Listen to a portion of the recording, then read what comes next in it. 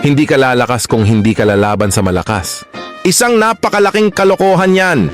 Alam mo kung bakit?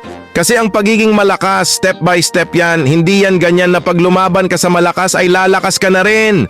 Siguro konti pero putang ina para sa akin mali talaga yung pananaw mo. Kung tuturuan ka ng malakas, kung paano maging malakas, oo lalakas ka. Pero kung lalabanan mo ang mga malalakas base lang dyan sa mindset mo, ay aba mag-quit ML ka na lang na siraulo ka. Alam mo kung ano ang mangyayari sa'yo pag laging malakas ang mga kalaban mo. Lagi kang bogbog sarado putang ina ka. Para mas maintindihan mong putang ina ka, magbibigay ako ng isang halimbawa. Halimbawa, episode 1 pa lang ng One Piece, ang magiging kalaban agad ni Luffy ay si Kaido. O putang ina ka, ano sa tingin mo ang mangyayari? Malamang sa malamang episode 1 pa lang wakas na ang One Piece. Naiintindihan mo na bang siraulo ka? Ito para mas lalong maintindihan mo. Walang shortcut sa pagiging malakas, magsisimula ka muna sa